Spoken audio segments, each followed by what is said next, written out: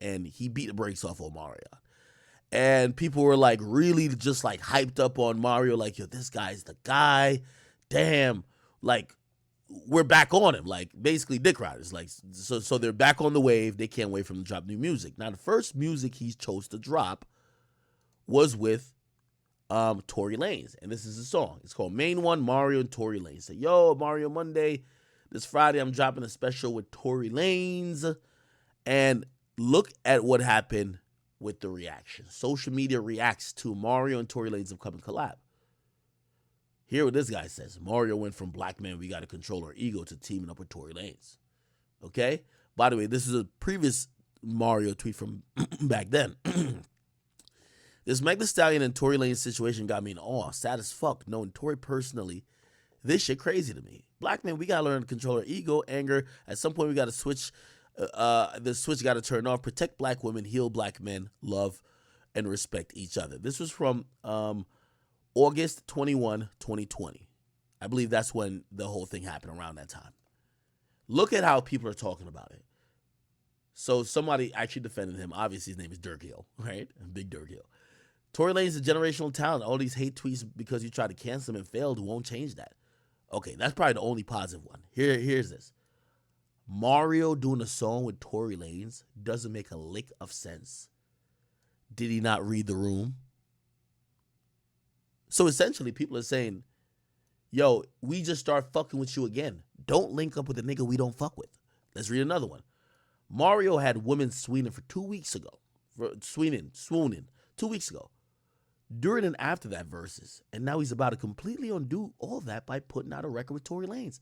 Are artist teams this stupid? Essentially, and by the way, these are men saying this. This is not women. This is men. The last two tweets are men. Basically, a lot of these dudes pretty much are just normalizing, accepting that even though the fact that Tory hasn't gone to trial, and we live in a society where he's supposed to be innocent until proven guilty, essentially, Tory is guilty in the standards of his career. He can't have records with people. People have to judge him a certain way. No one's reserving judgment, all right? Let's keep going. Now, this is a woman. She says, you just got back good with everybody. Built up all that goodwill just to set it ablaze. What a waste. So that's a woman, too. She not, well, that's the first woman, actually. She not fucking with her. Look. All right, somebody's fucking with Tory. It's always a guy. My reaction to the clowns on my timeline hating on Mario and Tory, trying their best to convince people Tory music ain't good. And then look, somebody says, so obviously this is a Nicki and Rihanna fan page. New Tory and Mario in 2022, they're laughing. Okay? Let's see the next one. Okay. Somebody's trying to speak up for his defense. But still, and regardless, look. So wait. Mario, you partnered with a woman-focused platform and got on there and openly said we should separate Tory music from being an abuser because you have a song coming out with him.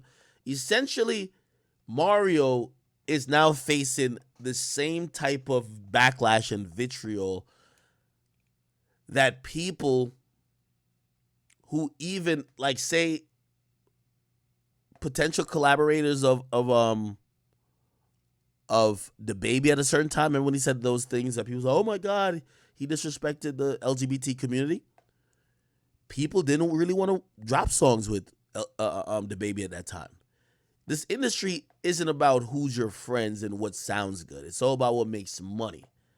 And as much as you see these guys hang out, they all fuck the same bitches, they party this and third. If it don't make dollars, it never makes sense. And Mario's saying this to say, yo, no, like, yo, let's separate whatever he got going on from his music. It's not Friday yet. He's getting a lot of backlash for doing a song with Tory. He might take Tory off the song. Now, granted, that would look completely weak and spineless because you already announced Tory's on the song. But you have to see, when I talk about artists being blackballed, nobody wants to be Mario right now, where you're supposed to be excited about your single, but everybody's talking about Tory. This is why Tory doesn't get those playlists. You know why? Because the same thing happened to Mario. Nobody wants to happen to a streaming service or a curator for a streaming service.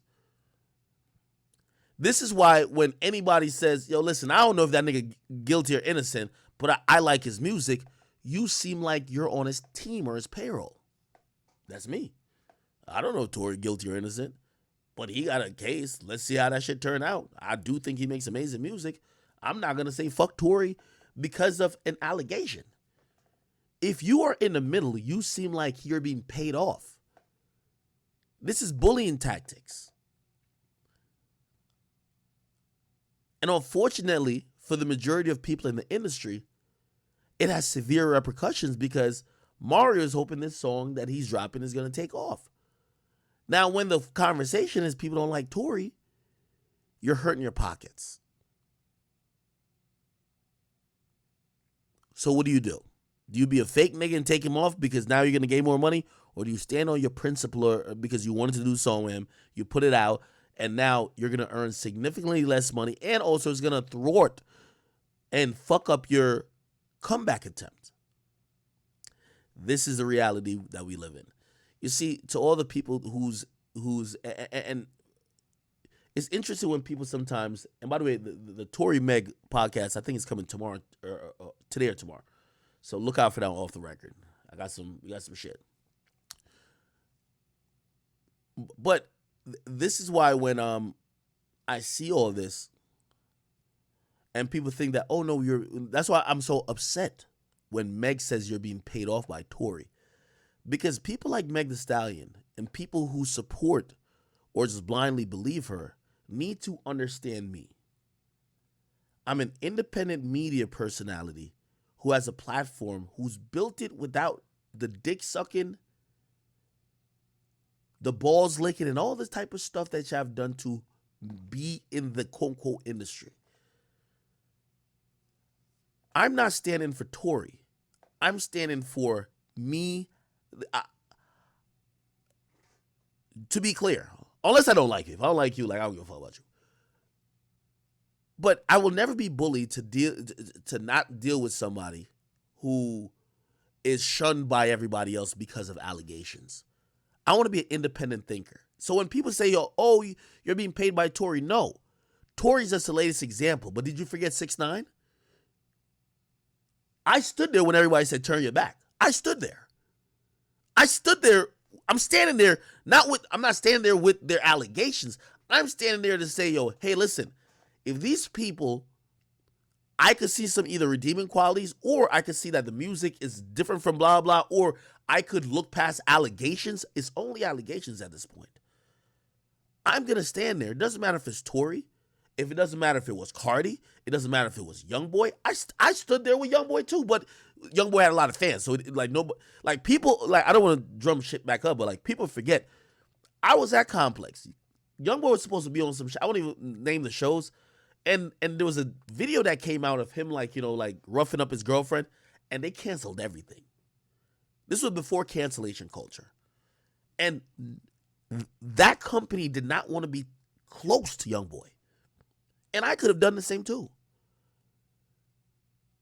And granted, that was a video, and I don't condone those actions. But still, I'm not going to be pressured to just isolate or shun artists. A lot of these people are very problematic. We loved the baby's music after knowing he killed a nigga in Walmart. We loved 50 Cent music after knowing he robbed mad niggas in Queens, used to sell mad drugs. We're dealing with problematic people or people who are troubled or who have came from certain pasts. To say, oh, fuck them, and they can't come back from shit and it's over for them, I see a problem with that. So when people try to say, oh, you're getting paid by Tory, no. There's going to be another Tory Lanez next year, and you're going to watch. I'm going to give that nigga the benefit of the doubt until a point. Guaranteed. I've always done that. And this is about the industry. If you can't stand on your own principles and you got to be forced, and I think Mario is going to be forced to acquiesce to what people think. You're nothing but a robot. And I understand that everybody's not in the position I'm in because I control my own platform. Because if my platform was controlled by a bigger entity, they'd be like, no, that's not good for business. Our sponsors don't like that. You keep posting Tory. You're making them look good by saying he's a good artist. And no, right now they hate him. And this is fucking up other things for us. Oh, this is true. Yeah.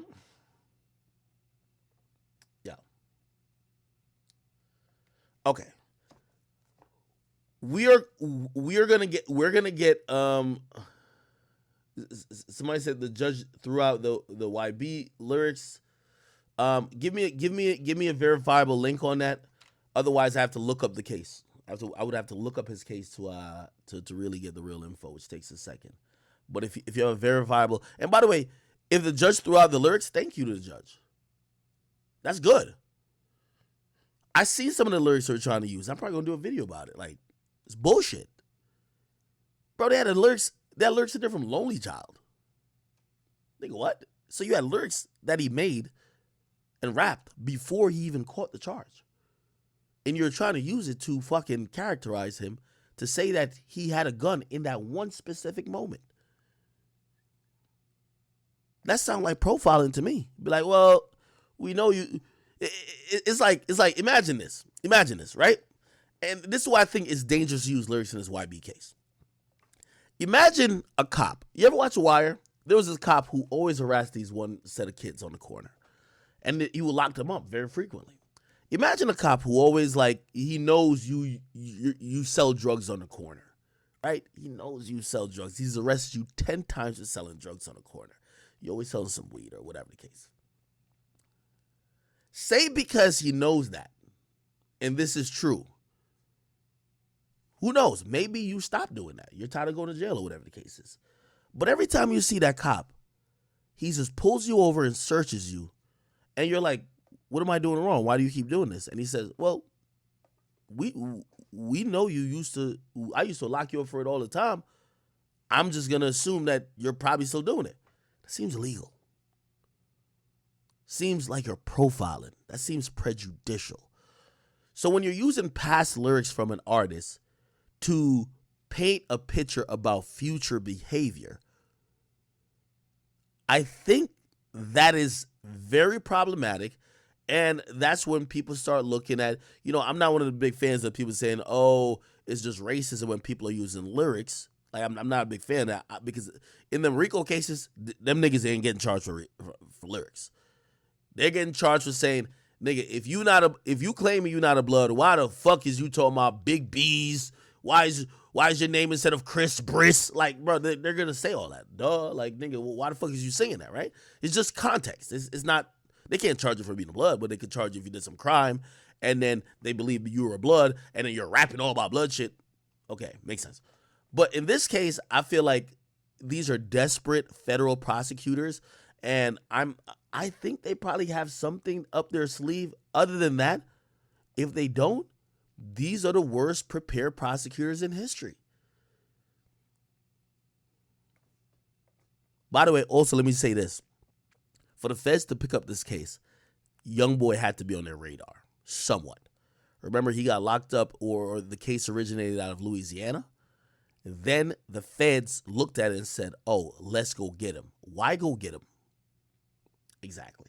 All right. I didn't want to get to a few other things. I didn't want to get to